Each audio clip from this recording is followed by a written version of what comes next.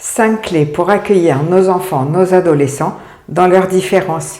Leur différence peut être due à une hypersensibilité, une hyperactivité, une certaine précocité, un haut potentiel intellectuel et ou émotionnel, des troubles de bipolarité ou Asperger. Je suis Frédéric, coach de vie pour parents d'enfants et d'adolescents différents, coach en burn-out parental et en neurosciences cognitives, et je suis aussi praticienne en lecture énergétique. Donc ces jeunes sont encore beaucoup plus sensibles que les autres. Ils ont besoin d'encore plus de douceur et de délicatesse. Chaque mot est important car il se laisse impacter par des paroles qui seraient perçues comme totalement anodines pour d'autres.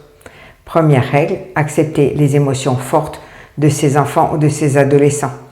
Quand notre jeune crie ou pleure, nous n'en avons qu'une envie, c'est que ça s'arrête. Nous tentons de consoler les plus petits, nous essayons de minimiser la situation des plus grands en disant à tous que ce n'est pas grave, que ça va passer. Mais c'est nier ou bafouer leurs émotions.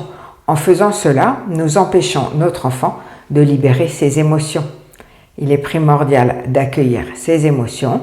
Il a parfois besoin de crier parce qu'il ne peut pas, sur le moment, l'exprimer autrement. Il veut juste libérer sa frustration. Il a besoin d'être entendu dans son ressenti.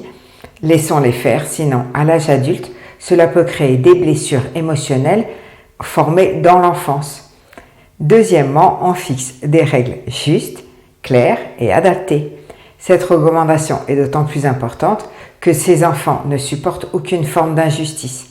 J'ai d'ailleurs fait une vidéo sur les 18 caractéristiques de ces enfants différents, qui sont aussi des enfants indigos, que tu pourras visionner.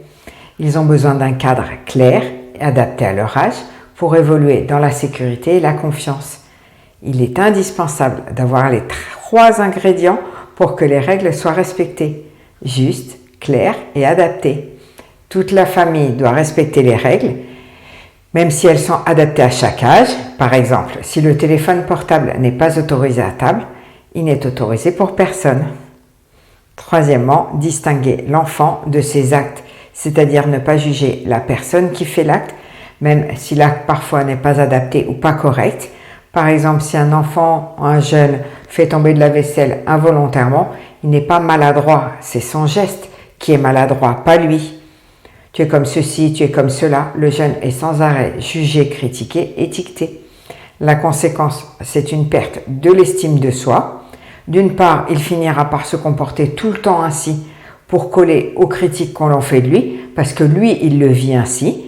Nous sommes tous des boules à facettes, dont une facette peut être la maladresse. Ça peut arriver à tout le monde à un moment donné, mais nous ne sommes pas que ça. Nous avons beaucoup d'autres facettes. D'autre part, il critiquera et il jugera les autres lui aussi à son tour. On constate simplement ou on explique pour les plus petits pourquoi la vaisselle est tombée. Quatrièmement, comprendre l'opposition ou le refus de nos jeunes.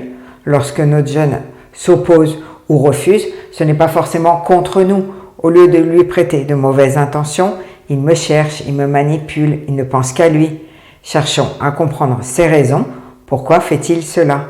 Il y a certainement une autre explication basée sur son ressenti et pas sur nos propres perceptions qui sont forcément erronées puisqu'elles nous appartiennent. Cinquièmement et dernièrement, dire ce que l'on veut, pas ce que l'on ne veut pas. Au lieu de dire toujours ce que l'on ne veut pas, ce que l'on n'a pas le droit de faire ou dire ce qu'il ne faut pas et insister sur les interdictions, on pourrait le remplacer par le positif. D'une part, les interdits renforcent la capacité à s'opposer, donc dire plutôt ce que l'on peut faire, où on peut le faire, ce qui est bien, insister sur ce qui est préféré.